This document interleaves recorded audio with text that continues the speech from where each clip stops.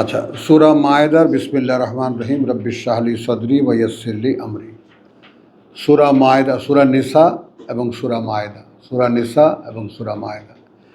মদিনায় যখন একটা সমাজ তৈরি হলো, ছোট্ট, মনে করো হাজার খানেক মানুষের বা হাজার দেড়েক মানুষের একটা সমাজ যখন তৈরি হলো, তখন তাদের জন্য প্রিলিমিনারি কিছু বিধিবিধান, এটা সূরা বাকারার সামান্য কিছু, আর এইখানে এসে সেটা পূর্ণ করে দেওয়া হয়েছে যে এই বিশ্বাসের উপরে যখন একটা সমাজ দাঁড়াবে তখন তারা অন্তত এই আইন কানুনগুলো মেনে চলবে, এই আইন কানুনগুলো মেনে চলবে। বুঝছো? এখানে ইয়া আইয়ুহাল্লাযীনা আমানু আউফু বিল ওকুদ, প্রথম আয়াত। হ্যাঁ, যে কোনো অঙ্গীকার পূরণ করবে। কথাটা বুঝছো? কাদেরকে বলছেন? যারা বিশ্বাস এনেছো। এবং এই বিশ্বাস তো আর আমাদের মতো লা ইলাহা ইল্লাল্লাহু মুহাম্মাদুর রাসূলুল্লাহ পড়া বিশ্বাস না। 13 বছর রসুলের সঙ্গে থেকে মক্কায়, 2 বছর বা মদিনায় এসে 4 বছর মদিনায় এসে থেকে যুদ্ধ বিগ্রহ করে যারা নানান ঘাত প্রতিঘাতের পরে তাদের বিশ্বাসকে আল্লাহর কাছে প্রমাণ করেছে, তাদেরকে আল্লাহ ডাকছেন ইয়া আইয়ুহাল্লাযীনা আমানু। খেয়াল করো,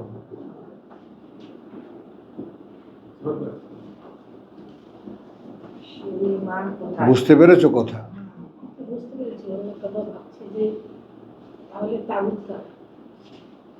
না, তাগুত তো হলো পরের কথা। তাগুতের পরে, মানে তাগুতকে প্রথম হলো তাগুতকে ছেড়ে তো চলে গেল যারা হিজরত করলো, গেল। আমাদের প্রেক্ষিতে এনো না, এখন আমি কথাটাকে বলছি যেটা সেটা বুঝিয়ে নাও। কথাটা বুঝছো? তারপরে হলো যে তোমরা যখন এহরামে থাকো, হ্যাঁ, তখন কোনো শিকার করবে না। কথাটা বুঝছো?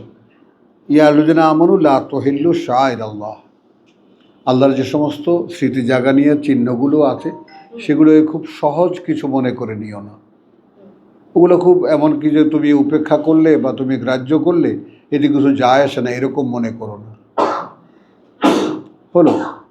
তারপরে শাহরুল হারাম, তারপরে আল হাদিয়া কোরবানি, ওলা আল আল কালায়দা, এবং কোরবানির গলায়, পশুর গলায় দেওয়া মালা, ওলা আমিন আল বাইত আল হারাম, এবং যারা আগত সেই সুন্দর পবিত্র ঘরে, ইয়াবতাগুনা ফাদলাম মিন রাব্বিহিম ওয়া রিদওয়ানা, তারা কি আশায় এসেছে? অনুগ্রহ আল্লাহ তাদের প্রতিপালকের এবং সন্তুষ্টি। ওয়াইজা হালালতুম ফাস্তাদু, আর যখন তোমরা এহরাম সেরে দেবে তখন তোমরা স্বীকার করবে। ওয়ালা ইয়াজরিমান্নাকুম শানাআনু কওমিন, বিধানগুলো যদি তুমি খুঁটিয়ে খুঁটিয়ে পড়ো তাহলে দেখবা যে একটা জাতিকে কোন কোন প্রিন্সিপালের উপরে দাঁড় করানো হয়েছে, মূল নীতিগুলো কি। বুঝছো কথাটা? তারপরে কি হলো, যেন তোমাদেরকে উত্তেজিত না করে বিরোধিতা কোনো লোক, কোনো গোষ্ঠীর, আন সাদ্দুকুম আনিল মসজিদুল হারাম, এই কারণে যে তারা এতদিন বাধা দিয়েছিল তোমাদেরকে মসজিদে হারামে আসতে। অর্থাৎ মক্কায় এসেছে ওমরা করতে, এখন যেন তোমরা দেখলেই যেন রেগে মেগে গিয়ে একদম ঝাঁপায়া না পড়ো।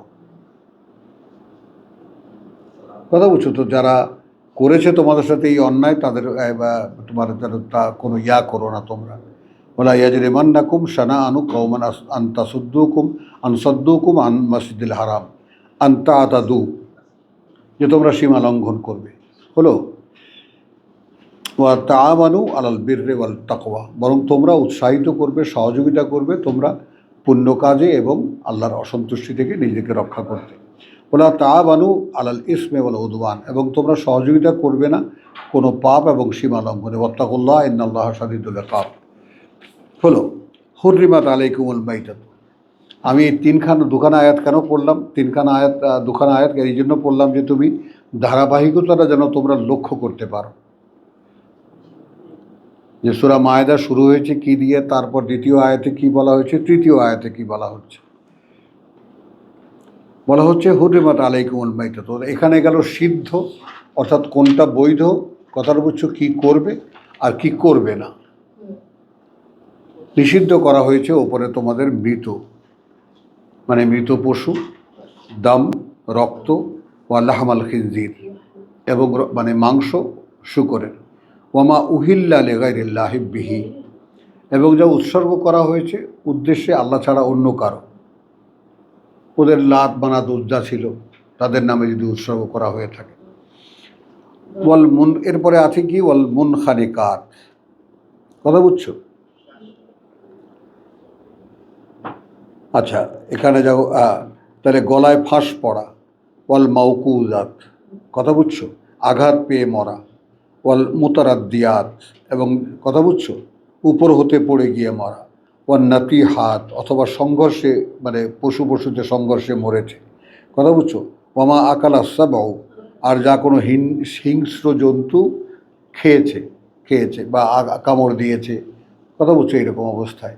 ইল্লা মা জাক্কাইতুম, তবে সেখানেও যেমন আমার একেবারে জীবনের প্রত্যক্ষ ঘটনা, আমার দাদির একটা মুরগি ছিল, বড় কালো মুরগি, তো সেটাকে গুই সাপে কামড় দিয়েছে। কিচ্ছু না, কিছুই হয়নি এমন, বাস গুই সাপ ছুঁয়েছে, দাদির ঘৃণা এসে গেছে।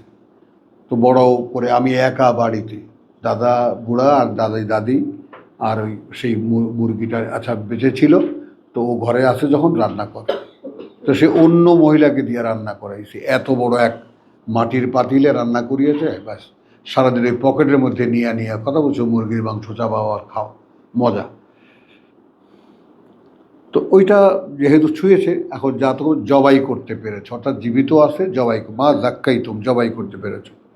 ওমা জুবেহা আলান নসব, আর যা জবাই করা হয়েছে কোনো আখড়ায়, কোনো পুজোর আখড়ায়, কথা বুঝছো। আর যেমন এখানে আমাদের আট্রসিতে নিয়ে যাচ্ছে গরু, ভাই কোথায় যাচ্ছেন? আট্রসি। কেন ভাই, আপনার গ্রামে গরু খাওয়ার লোক নাই? আছে তো, তাহলে ওখানে কেন? তার মানে হুজুর যেন খুশি হয়, উদ্দেশ্য তো এটাই নসব, কথা বুঝছো। নসব মানে সম্পৃক্ততা কোনো একটা কিছুর সঙ্গে, অর্থাৎ শুধু আল্লাহই উদ্দেশ্য নয়, তুমি আল্লাহু আকবার বলে জবাই তো করবা, কিন্তু উদ্দেশ্যটা অন্য কাউকে খুশি করা।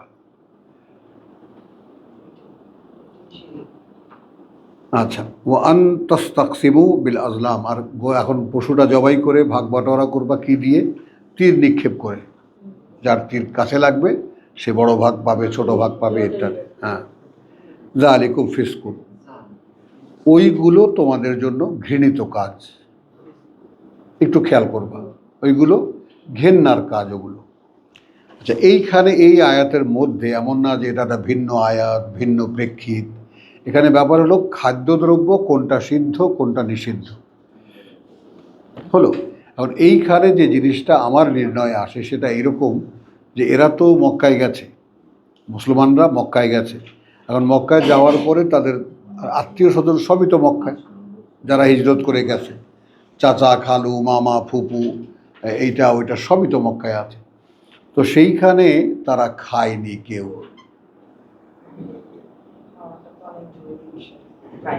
আর এই যে তালিকা তোমাকে দেওয়া হলো এগুলো সব তারা খেত।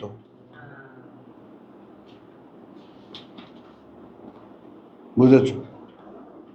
ওই শুয়োরের রক্ত বা শুয়োরের মাংস খেত কিনা এটা আমার জানা নেই, কিন্তু বাদ বাকি যেগুলো সেগুলো খেত। হ্যাঁ, তো এই যে নতুন বিশ্বাসীরা হিজরত করে মক্কা থেকে চলে গিয়েছিল, তারা আবার যখন ওমরা করতে এসেছে, এখন তারা যখন এই আত্মীয়দের বাড়িতে খেলো না, লক্ষ্য করো, এই আত্মীয়তার বাড়িতে খেলো না। আল ইয়াউমা ইয়াইসাল্লাযীনা কাফারু মিন দীনিকুম, আগে তুমি কথা বলার ধরনটা একটু খেয়াল করবা। আজ হতাশ হয়ে গেছে তারা যারা প্রত্যাখ্যান করেছিল তোমাদেরকে, মিন দীনিকুম, ব্যাপারে তোমাদের এই নতুন জীবন নীতি গ্রহণের। তোমাদের এখান থেকে যেতে হয়েছিল কেন? বাড়িঘর ছেড়ে যেতে হয়েছিল কেন? কারণ তোমরা এক নতুন জীবন নীতি গ্রহণ করেছো, এই জন্যই তো। তো আজকে কি হলো, এরা হতাশ হয়ে গেছে, যেহেতু তোমরা কারো কাছ থেকে কিছু খাওনি, কোনো ঘরে যাওনি, আত্মীয় আছে আত্মীয়র জায়গায়, কিন্তু কারো বাড়িতে গিয়ে খাওনি। তো আজকে কি করা হলো, আল ইয়াউমা ইয়াইসাল্লাযিনা কাফারু, হতাশ হয়ে গেছে যারা তোমাদেরকে একসময় প্রত্যাখ্যান করেছিল, মিন দীনিকুম, ব্যাপারে তোমাদের জীবন নীতির, ফালা তাখশাউহুম, অতএব না ভয় পাবে আর তাদেরকে। চিহ্নিত হয়ে গেল যখন, তুমি যেটা সুলতানা যে কথা জিজ্ঞেস করেছিল তুমি, যে এটা তোমার এখনো সে সময় আসেনি, সমাজ থেকে তুমি যখন সম্পূর্ণ একদম আলাদা হয়ে যাবা, কথা বুঝছো, তখন তোমার এই হা আর না এর অ্যাকশনটা তখন শুরু হবে, এর আগে না। এর আগে করতে গেলে সমাজ তোমাকে কোণঠাসা করে ফেলবে। তুমি আশা করবা যে দু কথা কার কাছে পৌঁছানো যায়, কাকে বলা যায়, এখনো তোমার সেই আশায় থাকতে হবে। তো হালাল হারামের নির্ণয়টা এত নিখুঁতভাবে এক্ষুনি করতে যাওয়া ঠিক হয় না। কথা বুঝছো, দুটো কাজ, যেমন এই যে নামাজের কথা বলা হয়, কথা বুঝছো, একেবারে মানে মনে করো হিজরতেরও পরে সপ্তম বা অষ্টম হিজরিতে নামাজের নির্ণয় হয়েছে, আর পর্দার নির্ণয় হয়েছে। এর আগে পর্দা কোথায় ছিল? এখন যেমন তোমরা আলাদা হয়ে গেছো বিশ্বাসের ক্ষেত্রে, নারী পুরুষ একদল মানুষ, এখন তোমরা আলাদা থাকো, কারণ অ্যাক্সিডেন্ট ঘটাতে পারে। কথাটা বোঝা গেল? এই এই অ্যাক্সিডেন্ট হতে পারে, এই আশায়, এই আশঙ্কায় আল্লাহ তাআলা আলাদা করে দিলেন। এর আগে তো পর্দার কোনো কোশ্চেন ছিল না। বুঝতেছো কথাটা? তো এই বিষয়গুলো সেরকম, মানে কোরআন আমরা পড়বো, এখন কোরআন আমরা বিশ্বাস করি, কোরআন আমরা মানি, কিন্তু মানার প্রেক্ষিত আছে, মানার ধরন আছে। এক্ষুনি আমি কোরআন একটুখানি মানলাম, একটুখানি বললাম যে সারা পৃথিবী পড়ে আছে আমার হারামের উপরে, আমি কি করে কোরআন মানব? আমাদের ইকোনমি সুদের উপরে, কথাটা বুঝছি, সব জায়গায় তো হারাম আর হারাম আর হারাম। আত্মীয় স্বজন কেউ কোরআন পড়তে দেখলে তাদের চোখ ছানা বড়া হয়ে যায়।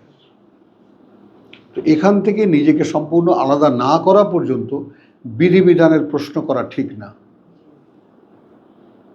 এখন তুমি তো মনে করো মেজর যে পয়েন্টগুলো, যে দিবা যেটা জিজ্ঞেস করেছে তাগুতের কথা বুঝছো, এখন এই তাগুত তো সব সমাজই তাগুত, কোরআনের বাইরে যা আছে সবই সীমা লঙ্ঘন। তুমি বিশ্বাস করাতে পারবা? এই যে দুই মুরব্বী আসছে, ওনাদেরকে বলো, ওনারা তো কোপাইতে উঠবে বটি লইয়া।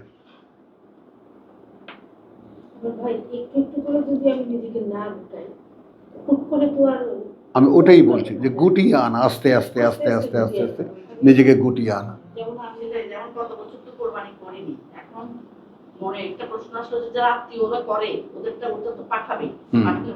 তুমি দিয়ে দেবা আরেকজনকে দিয়ে দেবা, তোমার খারাপ লাগলে অস্বস্তি লাগলে আরেকজনকে দিয়ে দিবা, হ্যাঁ বাস, আরেকজনকে দিয়ে দিবা।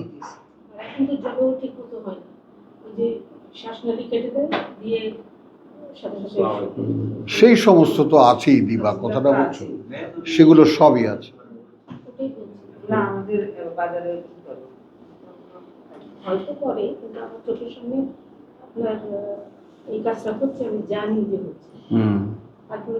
আচ্ছা, এই কথাটা খেয়াল করো তাহলে, আল ইয়াউমা ইয়াইসাল্লাযিনা কাফারু, আজ হতাশ হয়ে গেছে তারা যারা তোমাদেরকে প্রত্যাখ্যান করেছিল, মিন দীনিকুম, ব্যাপারে তোমাদের এই নতুন জীবন নীতি।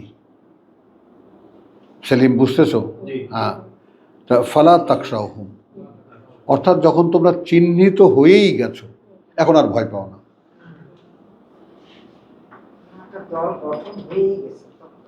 দলের কথা না, তুমি যদি একাও হও, যে তুমি যখন চিহ্নিত হয়ে যাবা যে এই ভদ্রলোক বা এই ভদ্র মহিলা কোরআন ছাড়া আর কিছু মানে না, বাস আলহামদুলিল্লাহ, আরেকটু সময় নাও না, আরেকটু সময় নাও।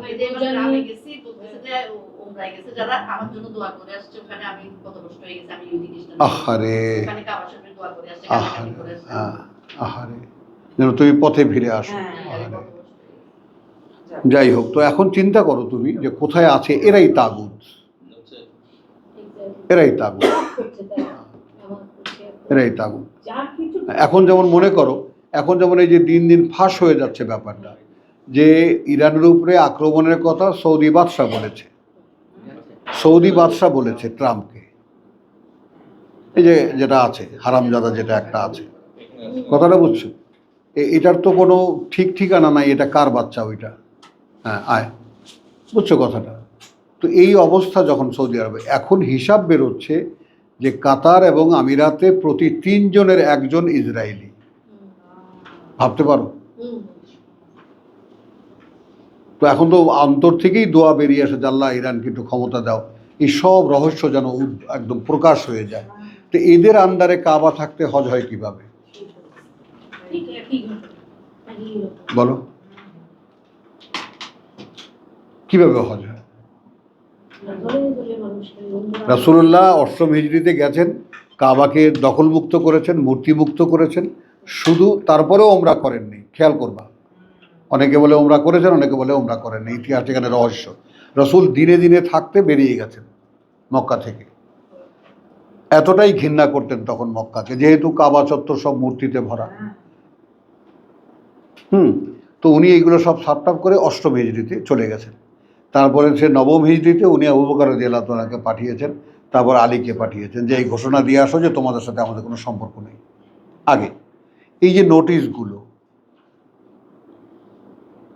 সূরা তওবা যে আয়াত দিয়ে শুরু, কথা বুঝছো? আজকে তোমাদের সাথে আমাদের সাথে সম্পর্কহীনতার ঘোষণা দেওয়া হলো। এইটা যেমন হলো তোমার তো 9ম হিজরি, 10ম হিজরিতে উনি এসেছেন বাকায়দা হজ করতে, যেটাকে আমরা রসুলের জীবনের সর্বশেষ হজ বা একমাত্র হজ আল্লাহ রসুল হিসেবে, কথাটা বুঝছো, যেটাকে আমরা বিদায় হজ বলি, ইত্যাদি ইত্যাদি, কত রকমের কত কিছু বলি আমরা। তো এগুলো সব ইতিহাসের চক্কর, যার যেরকম মতলব সেরকম সে বানায় নিছে। কেউ তো জানে না আসল রহস্য, কারণ কোরআন তো বন্ধ, কোরআন তো কেউ পড়ে না। ইসলাম চলতেছে কোরআন ছাড়া, এটা কেমন করে সম্ভব? যেখানে স্বয়ং আল্লাহ যাকে আমাকে যারা বিশ্বাস করবা, আমান্তু বিল্লাহি ওয়া মালাইকাতিহি ওয়া কুতুবিহি, কই কিতাব কই?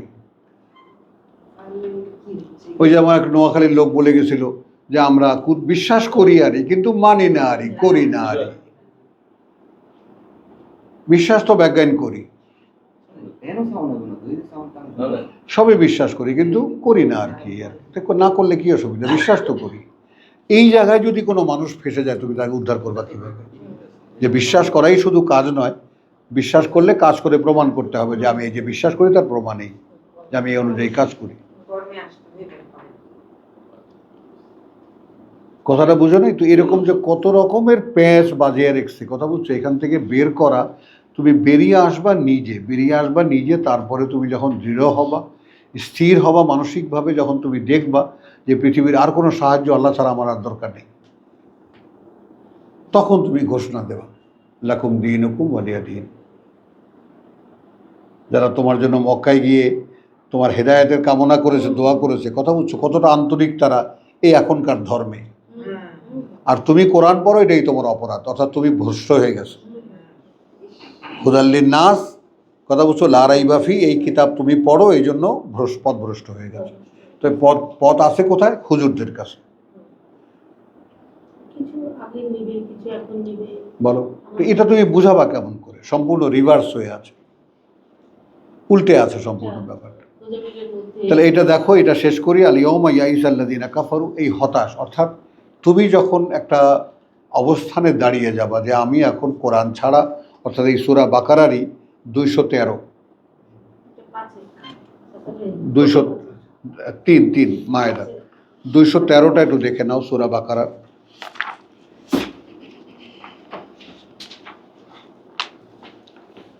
কানান নাসু উম্মাতান ওয়াহিদাতান, দেখো ছিল মানুষ এক সময় একটা মাত্র জনগোষ্ঠী। ধীরে ধীরে বোঝো, ছিল মানুষ এক সময় একটা মাত্র জনগোষ্ঠী। ফাবাস আল্লাহুন নবিয়্যিন, তারপর তিনি প্রকাশ করেছেন নবীদেরকে।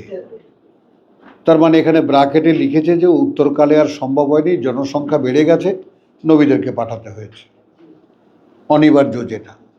ফাবাস আল্লাহুন নবিয়্যিন মুবাশশিরিন ওয়া মুনযিরিন, নবীরা কি? সুসংবাদদাতা এবং সাবধানকারী। খেয়াল করো সেখানে ওয়া আনজালা মাহুমুল কিতাব বিল হক,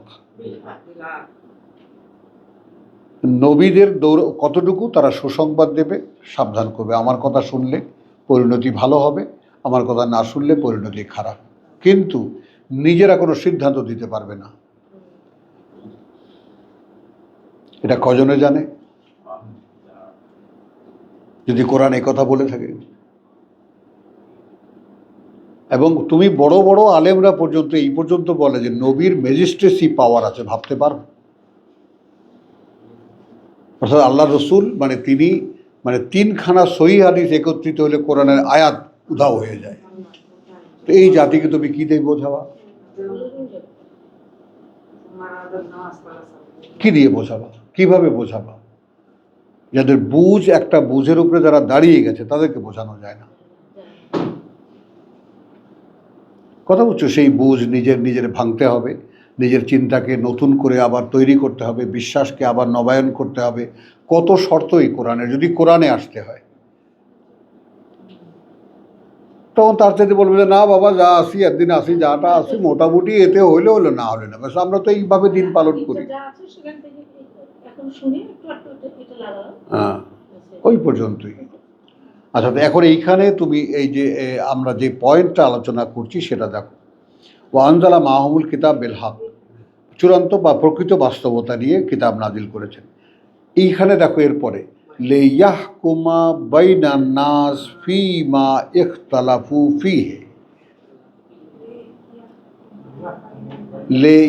লিয়াহকুমা যেন বিচার করতে পারে, যেন ফয়সালা দিতে পারে মধ্যে মানুষের, ফীমা সেই সমস্ত বিষয়ে যা ইখতালাফু ফীহি তারা বিতর্ক করে সেখানেই। তো ফয়সালা দেবে কে? কিতাব। তো কোনো বিশ্বাসীর পক্ষে কি কোর্ট কাছারিতে যাওয়া সম্ভব? যায় তো। কোনো বেঈমান তোমার সালিশ মানা যায়?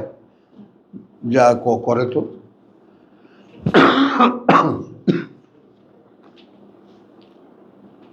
কোথায় আছি আমরা বল? কিছু মানুষ আমরা মসজিদে গিয়ে নামাজ টামাজ পড়ি, এই পর্যন্ত আমাদের ইসলাম ধর্ম। আর কোথায় আছে? তাদের সন্তুষ্ট।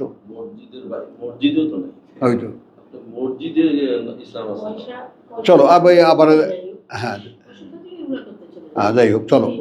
তো ফিমা ইখতালাফু ফি ওমা, যে কোনো বিষয়ে মানুষের মধ্যে বিতর্ক হবে, ফয়সালা দেবে কে? কিতাব। কোথায় দেখো এটা? আছে কোথাও? আবার যেখানে মায়েদায় একমাত্র যেখানে আছি আমরা, সেখানে বলছে একেবারে যারা আল্লাহর নাজিল করা বিধান অনুযায়ী ফয়সালা করে না তারা কাফের, তারা ফাসিক, তারা জালেম। তো বিচার তাগুতের, সেই ইংরেজদের রেখে যাওয়া। কথা বলছিস এখানকার বেঈমান কোর্ট কাছারিতে উকিল ধরি, কথাটা বলছো? তাদের ওকালতিতে পয়সা টয়সা দিয়ে যে আমরা সেখানে মামলায় জিতি, আমরা এটা হয়ে গেছে আমাদের। তো এই জাতিকে কোনো কথা বলা বেকার।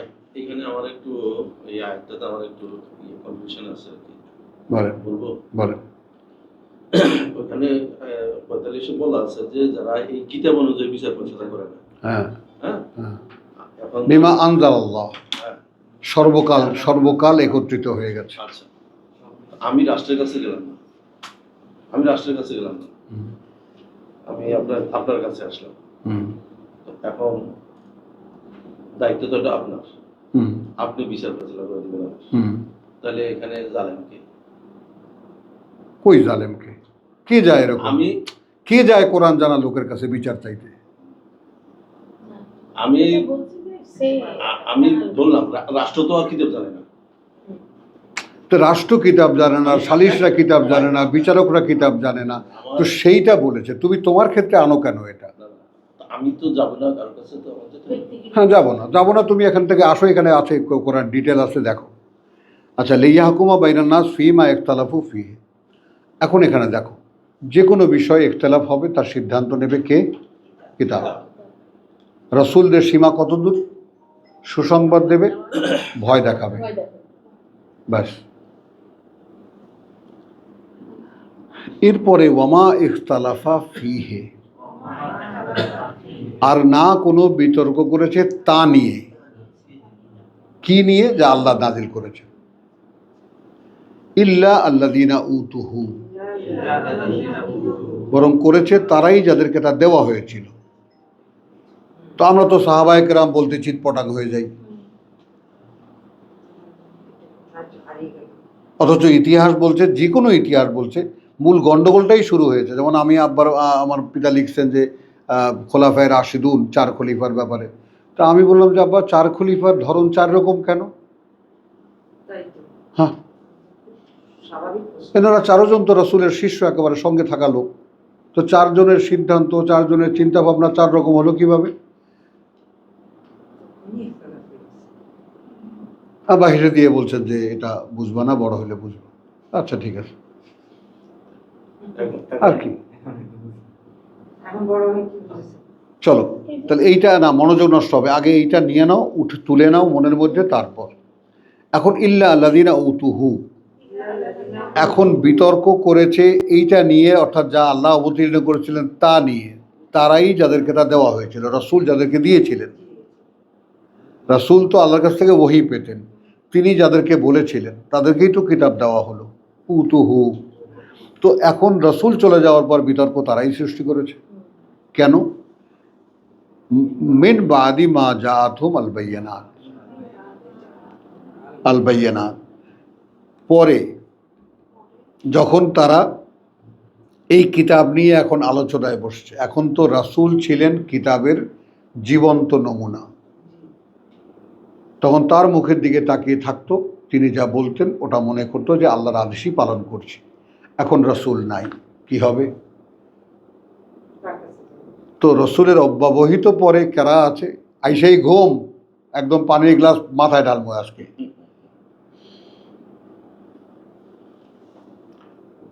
কথাটা বুঝছো? তো এখন রাসূল চলে যাওয়ার পরে কি হলো, একটা ফাঁকা অবস্থা হলো। তখন যাদের যাদের মুখস্থ ছিল তাদের কাছ থেকে শুনে নিত, এই ব্যাপারে কি বলেছে, এই ব্যাপারে কি বলেছে, ইত্যাদি ইত্যাদি। তো এখন তাদের কাছে যখন গোটা বিষয়টা পরিষ্কার হলো, এইটা একটু ভালো করে বোঝো।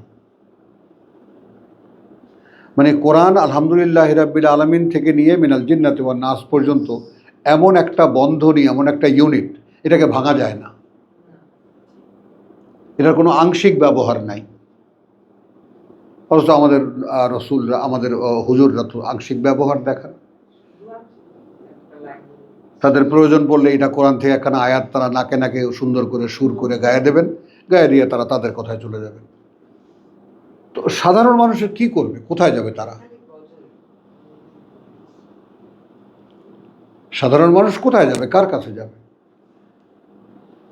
আচ্ছা, তারপরে কি হলো, তারা যখন দেখলো যে জাআতহুম আল বাইয়িনাত, অর্থাৎ কোরআন সম্পর্কে গোটা বিষয়টা যখন তাদের কাছে স্পষ্ট হয়ে গেল, কথা বুঝছো, তখনই তারা বিতর্ক শুরু করলো। কেন? বাগিয়ান বাইনাহুম, কারণ নিজেদের মাতুব্বরি আর চলে না। বড় হুজুর, মাজ্জা হুজুর, ছোট হুজুর আর থাকে না, সব সমান হয়ে যায়। সবাই যদি কোরআন মানিত, কে কার চাইতে বড়, কে কার চাইতে ছোট, তাই না? আমি বলবো ভাই আমি তো আর পড়তে পারি না, আপনি হুজুর আপনি কোরআন পড়েন, আমার এই বিষয়টা একটু সমাধান করে দেন কোরআন থেকে। তো সে তো বলবে টাকা নিয়ে আসছো, বলবে না? বলবে কি না?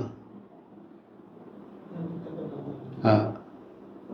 তো যাই হোক, তো এখন ইল্লা আল্লাযীনা উতুহু মিন বাদি মা জাআতহুমুল বাইয়িনাত বাগিয়ান বাইনাহুম, এই নিজেদের মাতুব্বরি, বাগিয়ান বাইনাহুম মানে নিজেদের মধ্যে পরস্পরের শ্রেষ্ঠত্ব। আমি কি বুঝি, তুমি কি বোঝো। এখন কোরআনের ক্ষেত্রে তো এর কোনো ভূমিকা নেই। তুমি কত বড় হুজুর হইলা, তুমি কি বুঝলা, আর আমি কত ছোট হুজুর হইলাম, আমি কি বুঝলাম, আল্লাহর কাছে তো এর কিছু যায় আসে না। এখন তো মাতুব্বরি চলে না। এই তাহলে এইটা কেমন করে করা যায়, ওইটা কি দিয়া কি হওয়া যায়, ওইটা কি এখন কাজ করা যাবে কি না, নানান ধরনের ফিতনা ফাসাদ শুরু করে দিল। ফাহাদা আল্লাহ, এই এখন এলো তারপরের কথা, যে তখন বা তারপর পরিচালিত করেছেন আল্লাহ। মানে রসুল দিয়ে গেছেন যাদের কাছে, তারা যখন বিতর্ক তৈরি করলো, একে অপরের মাতব্বরে নিয়ে বাড়াবাড়ি শুরু করলো, মারামারি শুরু করলো, তখন পরিচালনা করলেন আল্লাহ আল্লাযীনা আমানু, যারা বিশ্বাস আনলো, লিমা ইখতালাফু ফীহি মিনাল হক। তোমার আমার মধ্যে যে ধরনের বিতর্কই ছিল, এখন তুমি যখন দাঁড়িয়ে বললা যে কোরআনে যা আছে আমি তাই মানব, তুমি সিদ্ধান্ত জানালা যে আমাদের এই মতদ্বৈততা বা আমাদের মধ্যে তোমার মধ্যে যে ঝগড়াটা লাগলো, কোরআন যা বলে আমি এটা মেনে নেব। তাদেরকে আল্লাহ পরিচালিত করেন। আর এইখানেই তো বড় ব্লান্ডার, যে আল্লাহ পরিচালিত করেন না আমরা নিজেরা নিজেদেরকে চালাই। এই সেন্সও তো মানুষের মধ্যে নাই। আমরা যেভাবে হুজুরকে দেখি, যেভাবে চলতে বলে সেভাবে চলি, আমরা চলি। অথচ এই চলা যে আদৌ কিছু না, এটা যে কিছুই হচ্ছে না, এটা কে কাকে বোঝাবে বলো?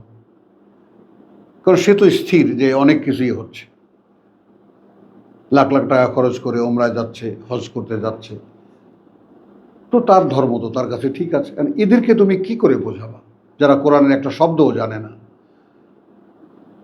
তো এই জন্যে এক্ষুনি কিছু না, আগে নিজে তৈরি হও, নিজে কোরআনের উপরে, সম্পূর্ণ কোরআনের উপরে দাঁড়াও, কথা বলছো, তারপর যেন বলতে পারো দু কথা, তারপর তুমি নিজের সিদ্ধান্ত নিজে নেবা বা সমাজকে ত্যাগ করবো, এর আগে না। কথা বলছো, কারণ সমাজ তাহলে সুযোগ পাবে তোমাকে কোণঠাসা করতে, সমাজ ত্যাগ করবে। তাহলে উল্টো হলো না, যেখানে তুমি সমাজ ত্যাগ করতেছো, যেখানে কার্যত তুমি সমাজ ত্যাগ করছো, সেখানে উল্টো সমাজ তোমাকে ত্যাগ করছে, এইটা শো হবে। এবং এই কারণেই কোরআনে যে 3 ভাগের কথা বলি, যে রসুল মক্কায় থাকতে তখন রসুল হালাল হারাম কি জানতেন, তখন তিনি কি খাইতেন? বলো না, তুমি উত্তর দাও, বলো কি খেতেন তখন? তখন ইতিহাস বানাবো আমি। রসুল তখনও হালাল হারাম জানতেন। রসুল তো, ওনাকে তো জান্নাতের মাটি দিয়ে বানাইছে। ওনার কাছে জিবরাইল এসে বলে যেত এটা খান, ওইটা খায়েন না। তওরাতের কথা তো মক্কার লোকেরা জানতো না, না, মক্কার লোকেরা তওরাত জানতো না। আরে উম্মিয়িন তো, তোমরা কি সব গোলায় খায় ফেলাইছো? মদিনার কথা তো পরে, মদিনা তো যাওয়ার পরে, হিজরতের পরে 13 বছর পরে, তারপরও সেখানে গিয়েও হালাল হারাম নির্ণয় হয় নাই। সেই মাদানী সূরাই তো মায়দা পড়ছি আমি, এখানেও 4-5 বছর চলে গেছে। কিন্তু সে তওরাতের তো অনুসরণ রসুল করতেন না, শুধু কেবলাটা। হ্যাঁ, সে তো আছে। এখন তারা তো ইহুদিরা নিয়ে রসুলের দাওয়াত দিয়ে খাওয়াইতো না, কথাটা বোঝো নাই? ওখানকার সমাজে যেরকম রীতিনীতি ছিল সেভাবেই চলতো। তো এখন প্রশ্নটা হলো, পরিচালিত করলেন আল্লাহ কাকে? আল্লাহ পরিচালনায় নিলেন তার কাকে? ফাহাদা আল্লাহ। তারপর পরিচালিত করলেন আল্লাহ আল্লাযীনা আমানু, যারা এই বিশ্বাসে এসে দাঁড়ালো, যারা এই বিশ্বাসে এসে দাঁড়ালো। লিমা ইখতালাফু, এখানে নিয়ে জানিয়েই তারা বিতর্ক করছে, ফিহে মিনাল হক, সেই তার মধ্যেই সে সিদ্ধান্ত নেবে সত্য থেকে, আল হক, কিতাব থেকে। তাহলে তখন কি হলো? বিইজনিহি। তো এই কথাটা আমরা ওই কথার সঙ্গে আমরা যুগবো যে ওয়াইদা সালাকা ইবাদি আন্নি ফাইন্নী কারীব। অর্থাৎ কোনো বান্দা যখন আমার কথা জিজ্ঞেস করে তোমার কাছে, আমি তো তখন তার কাছেই। তুমি এই কথাটা আমি বহুবার বোঝাতে চেষ্টা করেছি, তোমাকে বলাবার চেষ্টা করেছি যে তোমরা এই কথাটা বোঝো কিনা। অর্থাৎ কারো মনে আল্লাহ সম্পর্কে যদি কোনো কৌতূহল জাগে, কোনো প্রশ্ন জাগে, ওটা তো পরে, any kind of any damn thing, আল্লাহ সম্পর্কে যে কোনো কোশ্চেন মনের মধ্যে জাগলে, কথা বুঝছো, যদি কারো কাছে জিজ্ঞেস করে, একটা তুমি বিধানে জিজ্ঞেস করলে, তো তখন আল্লাহ বলছেন আমি তো তখন তার কাছেই। সে যদি তখন আমাকে ডাকতো আমি তো জবাব দিতাম। উজিব দাওয়াতে দাই দা দানে, যখনই সে ডাকতো আমি উত্তর দিতাম। তাহলে তাদের উচিত ফালিয়াস্তাজিবু লি, তারা যেন উত্তর দেয়, সাড়া দেয় আমাকে, বলে ইউমিনু বি, এবং বিশ্বাস আনে আমার প্রতি, লাআল্লাহুম ইয়ারশুদুন, যেন তারা সঠিক পথে চলতে পারে। এই হলো বাস্তবতা। এখন এইখানে যেটা দেখাতে এনেছি এইটা আগে দেখো। এইটা এখানে কি হলো, ফাহাদা আল্লাহ আল্লাযিনা আমানু লিমা ইখতালাফু ফিহি মিনাল হক। এখন তুমি যদি এর উপরে দাঁড়িয়ে যাও যে আমি যে কোনো সিদ্ধান্ত নেব কোরআন থেকে, তাকে আল্লাহ পরিচালনায় নেবেন। আর তুমি তো বলবো আমার চরমনের হুজুর যা বলে আমি তাই মানব, ও বলবে আমি শশীনা হুজুর যা বলে আমি তাই মানব, ও বলে আমি লালবাগের হুজুর যা বলে তাই মানব, ও বলবে দেওয়ানবাগির হুজুর যা বলে আমি তাই মানব। এখানে কোরআনের ভূমিকা কোথায়? কোরআন দিয়ে কি করবা বলো? কোরআন একটা বিরাট সম্মানিত জিনিস, অনেক অক্ষরে অক্ষরে 10 নেকি ওইভাবে আছে, মহাপবিত্র, হাত থেকে পড়ে গেলে চাল ওজন করে চাল খয়রাত দিও। এই সমস্তর মধ্যে কোরআন যে একটা বিধান, কোরআন যে একটা কথা, আল্লাহ কথা, কথায় কথায় আল্লাহ কথা বলেন, এটা কে দেখেছে? কেউ তো দেখায় না এটা। আর ওকে ওর আত্মীয় স্বজন কি করেছে, যারা ওমরা করতে গেছে তারা ওর জন্য দোয়া করেছে, ও পথভ্রষ্ট হয়ে গেছে কোরআন পড়ে ফিরে আনে। ভালো দোয়া করছে, খুব ভালো দোয়া করছে। এই যে এখন নিয়মিত আসতেছেন, আল্লাহ সঠিক কথা নিয়ে এসেছে, দোয়া কবুল করছে। কথাটা বুঝছো? তাহলে এখন ফাহাদা আল্লাহ আল্লাযিনা আমানু লিমা ইখতালাফু ফিহি, এই যে খুঁটি খুঁটি সূক্ষ্ম সূক্ষ্ম ব্যাপার। তাহলে তুমি যে সিদ্ধান্ত নিতে পারলা এই ব্যাপারটায়, যে কোরআন যে সিদ্ধান্ত দেবে আমি সেটা মানব বিইজনিহি। তোমার ভিতরে এইটা যে জেগেছে, এইটা আল্লাহর ইচ্ছা অনুযায়ী, আল্লাহর সম্মতিতে জেগেছে। আল্লাহ আল্লাযিনা আমানু, কথা বুঝছো? লিমা ইখতালাফু ফিহি, আচ্ছা, ওয়া আল্লাহ, যেখানে আল্লাহ ইয়াহদি মান ইয়াশা, তিনি পরিচালিত করেন তাকে যে চায় ইলা সিরাতে মুস্তাকিম। কারণ আমরা যদি তর্জমা করি আল্লাহ যাকে ইচ্ছা তাকে পরিচালিত করেন, তো এখন এটা তো তাই তো লেখা আছে বাংলায়। হ্যাঁ হ্যাঁ, আল্লাহ যাকে চালান সে চলে। তাহলে আমাকে আল্লাহ চালান না, আমি এরকম। আমার এক বড় বোনের বিরাট ব্যাপার, হাতে শেখ হাসিনার বান্ধবী মনে করে, একেবারে পাশাপাশি প্রতিবেশী তার। সে বলে দেখ, আল্লাহ যদি ইচ্ছা করতেন আমাকে চালাতে পারতেন না? আমি হ্যাঁ নিশ্চয়ই পারতেন। তুই একটু আমাকে কটাক্ষ করলি না? কটাক্ষ করে নিত। কারণ আপনি আপনার জীবনের কোনো সিদ্ধান্ত আপনি চান না, আপনি চান এই জীবনে সুখে থাকবেন, তারপর দেখা যাবে যা কিছু হয়। তো আল্লাহ আপনাকে পথ দেখিয়ে দিয়েছেন, থাকো এই জীবনে সুখে। অবশ্যই আল্লাহ চালান, শয়তানকেও আল্লাহই চালান। তাহলে আল্লাহু ইয়াহদি মান ইয়াশাউ ইলা সিরাতিল মুস্তাকিম, এবং আল্লাহ পরিচালিত করেন যে চায়, আল্লাহ পরিচালিত করেন তাকে যে চায়, যেদিকে পথ নিশ্চিত স্থির। হলো। এখন এইটা তো তুমি দেখলে, আমি তোমাকে দেখতে আনলাম যে সম্মতি লাগবে আল্লাহর, যে তুমি আল্লাহর সিদ্ধান্ত মানবে। যে কেউ চাইলেই পাবে না। তোমাকে আগে মানসিক প্রস্তুতি নিতে হবে, তুমি আল্লাহকে বিশ্বাস করো, পরকাল বিশ্বাস করো, এই দুটো গ্যারান্টিড হতে হবে। এবং তুমি সিদ্ধান্ত নিতে হবে যে কোনো জিনিস, আমার জীবনের যে কোনো সিদ্ধান্ত আমি নেব কোরআন থেকে। তারপর হলো গিয়ে আল্লাহর সঙ্গে তোমার সম্পর্ক হলো।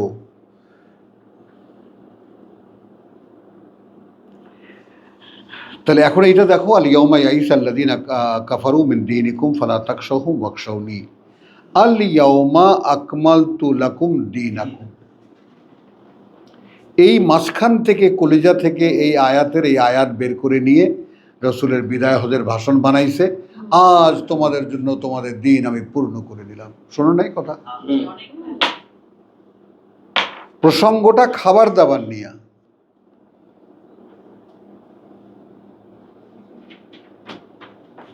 আমি একেবারে অক্ষরে অক্ষরে তোমাকে দেখাচ্ছি। তাহলে আল ইয়াউমা ইয়াইসা আল্লাযিনা কাফারু, কেন হতাশ হলো তারা? তোমাদের জীবন নীতি নিয়ে কাফেররা হতাশ হয়ে গেল। কেন হতাশ হলো? কারণ কারো বাড়িতে তুমি যাও নাই, কারো বাড়িতে খাও নাই, কারণ এরা এই হারাম জিনিসগুলো খায়। আমি কথাটা, তুমি যেটা প্রশ্ন করেছিলাম তার প্রশ্নের উত্তর পাচ্ছ? হ্যাঁ, তোমার যেটা হারাম মনে হয়, তোমার যেটা অবৈধ মনে হয়, তুমি সেটা খাবা না।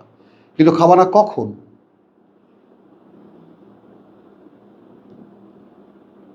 বুঝছো জিনিসটা? যখন দেখবা যে সকল পরিমণ্ডল তোমার দেখবে যে আস্তে আস্তে আস্তে নিজেকে গোটাতে গোটাতে তুমি একেবারে একা, তারপরেও তোমার কিছুই যাচ্ছে আসছে না। আমি দেখো এই বাড়িতে এত আত্মীয় স্বজন, এত ভাই ব্রাদার, আমি একা, কেউ নেই আমার। আমার অস্তিত্ব আমার কাছে, আমার চিন্তা আমার কাছে, আমার সাধনা আমার কাছে, তারা আছে, সব নিয়ে থাকো ভাই। তাহলে ওয়াকশাউনি এখন ভয় পাবে শুধু আমাকে, আর কাউকে ভয় পাবে না। তো এই জায়গায় একটা মানুষকে আসা কি সহজ কথা? আলিয়াউমা আকমালতু লাকুম দীনাকুম, আজকের দিনে আমি পূর্ণ করে দিলাম তোমাদের জন্য তোমাদের জীবন নীতি। এই জীবন নীতি পূর্ণ হলো কিভাবে? খাদ্যদ্রব্যের মাধ্যমে। তার মানে তোমরা এখন আমার সন্দেহের ঊর্ধ্বে উঠে গেছো যে খাওয়ার তো হলো সবচেয়ে লোভনীয় ব্যাপার, তাই না? তো সেই খাবারই তোমরা সেই লোভটাকে ত্যাগ করতে পেরেছো, তো আজ আমি পূর্ণ করে দিলাম।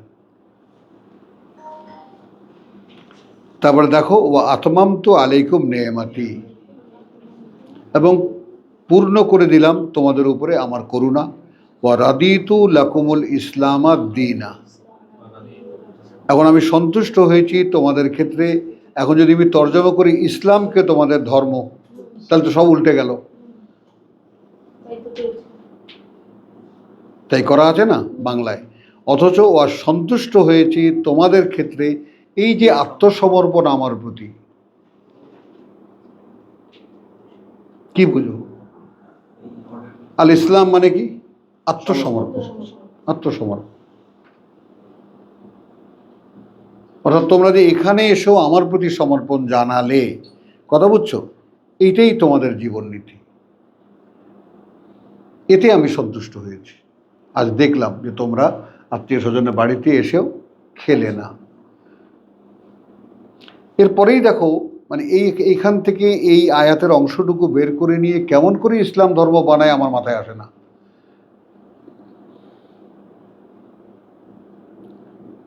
ফামান ইদতুররা ফি মাখমাসাতিন, কিন্তু যখন কেউ ক্ষুধার যন্ত্রণায় বাধ্য হবে, ইদতুররা ফি মাখমাসাতিন, বাধ্য হবে ক্ষুধার যন্ত্রণায়, গায়রা মুতাজানিফিন, না কোনো অবাধ্যতা দেখাতে, লে ইসমিন, আর না কোনো পাপ করতে, ইন্নাল্লাহা গফুরুর রাহিম।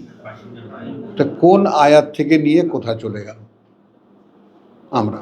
তো তুমি বুঝেছো তোমার সাবজেক্ট, এটা বুঝেছো। এখনো সে সময় আসেনি, আর একটু সবর করো। এক্ষুনি সেই একদম রিজিড অবস্থানটা দেখিও না, কথা বুঝছো। আছে লিবারেল থাকো। আর খাদ্যদ্রব্য যখন যদি তোমার যার বাড়িতে সন্দেহ হয়, যার খাবারের সন্দেহ হয়, দেখলে আমি তো খাই না, ক্ষমা করিস, মনে কিছু করিস না, বিনীতভাবে। কোনো কঠোর অবস্থানটা তুমি দেখাবা না, কারণ সুন্দর একটা শব্দ সূরা ইউসুফ, আপনার সাবরুন জামিল। তুমি তোমার অবস্থানে অবিচল থাকবা যেন সৌন্দর্যের একেবারে। জামিল মানে অনিন্দ সুন্দর। হলো তোমার প্রশ্ন? আলহামদুলিল্লাহ, কাইল করে ফেলছো। প্রশ্নটা ছিল ওর আত্মীয় স্বজন ওকে জ্বালায় খাবার দাবার নিয়ে। বন্ধ করো।